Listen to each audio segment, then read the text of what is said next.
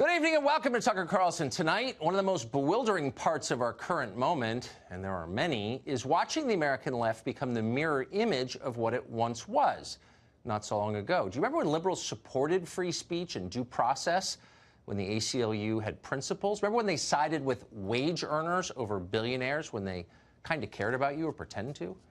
Seems like about 100 years ago. Liberals also, by the way, used to care about the environment, not the politicized abstract stuff like climate policy, but the actual physical environment of America, our land and our water and our trees, even our sidewalks. Liberals were worried about mass immigration and overpopulation then. They didn't want to live in a crowded, dirty country.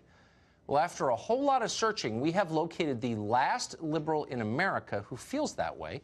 We'll talk to him in just a minute. But first tonight, speaking of liberals, they are thrilled by the Mueller investigation these days. It seems like all upside to them. Their political opponents are being harassed day and night. Some of them may soon be indicted.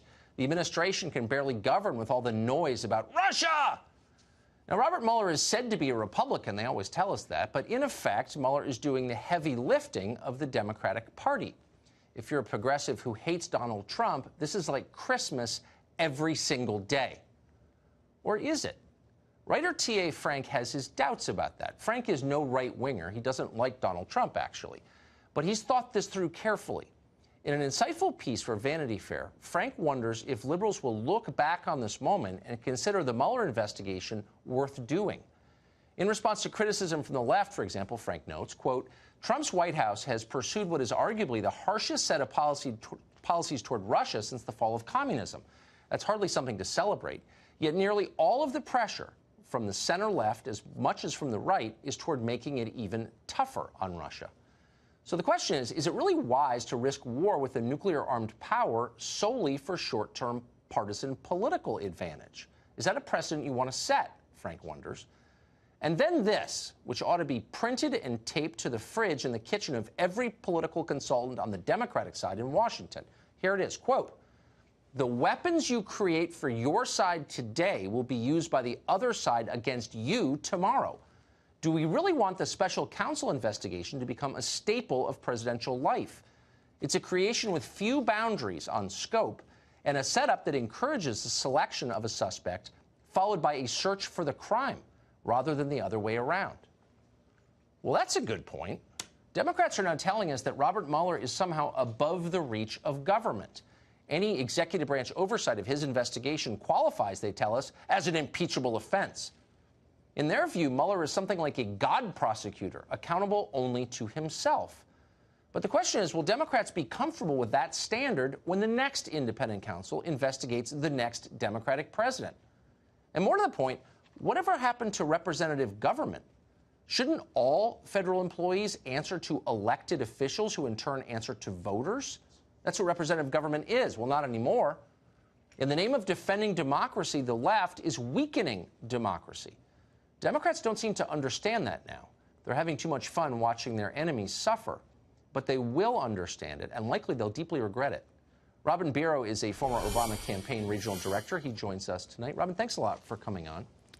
Thank you, Tucker. First to the Russia question, I would never argue that Russia is our friend. I think, they don't seek our best. And I think they've undertaken a lot of mischief at our expense over the years. In the last election, probably one example of it. But the idea that Russia's our primary geopolitical adversary is like insane. It's untrue. That, of course, would be China. No one disagrees with that. And so doesn't this whole investigation amount to, in effect, a lie to the American people about the threats we really face? You know, Tucker, I look at this from the standpoint, I'm a veteran.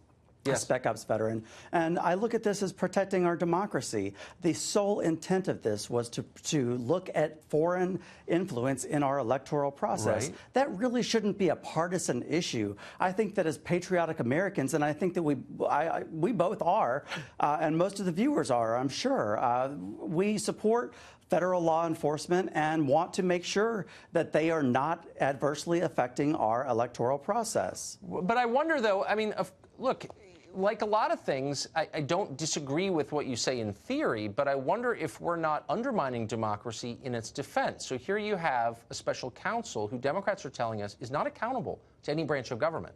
The executive branch, run by Trump, can't rein him in because that would be an impeachable offense, and Congress has no authority because he's an executive branch employee, technically. So that's not a democratic system where you have someone with the power to destroy your life and put you in prison who can't be accountable to anybody elected by voters. That's the opposite of democracy, is it not? You know, I looked at the appointment memo for Robert Mueller in this investigation, and it gives him the authority to look into any matters that may arise directly from the investigation. So that's pretty broad. And to your question about whether or not this could come back on Democrats, yes, it could. I remind you that the Flynn memo that just came out this week pretty much showed us that there are 2 other criminal investigations. Those could very well be against Democrats. Those could come back to haunt us. For sure. Okay, so yes, the weapons that we use now could come back to haunt us. But may I get to a more fundamental question? I wouldn't be surprised. Since you're for democracy, I'm for democracy, then let's just agree on the terms here.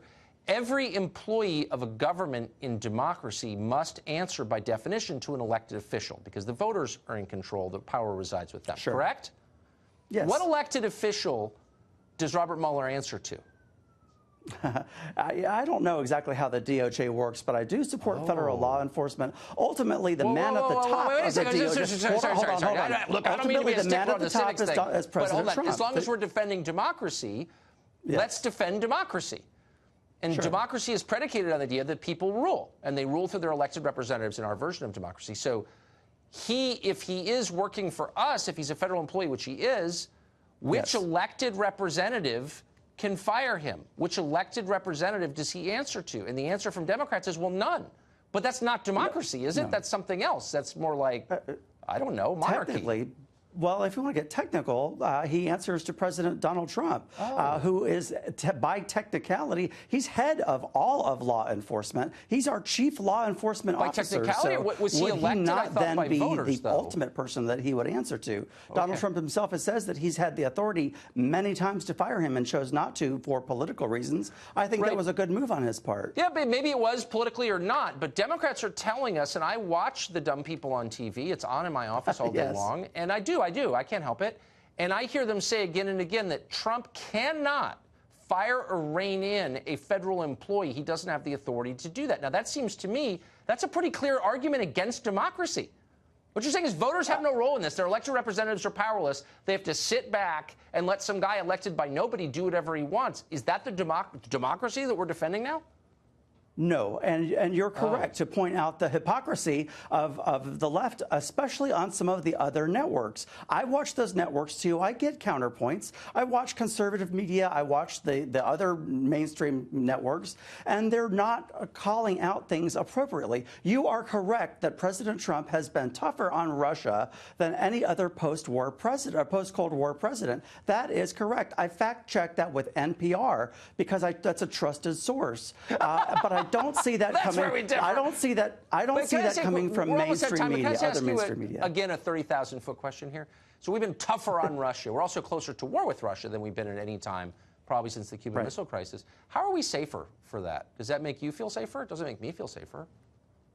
As far as protecting our democracy and protecting against cyber warfare, it's a real problem in this day and age. And we saw all of those intelligence agencies, the U.S. intelligence agencies, come out clearly and say that this was a problem. This actually did happen. President Trump has kind of been waffling on whether or not he believes U.S. intelligence, but you know, it's a problem, and we are better for looking into this because it protects our democracy, which again I say is a nonpartisan issue. Yeah, As I feel it's patriots, been we should undermined, all but want to protect our democracy. Robin, thank you very much.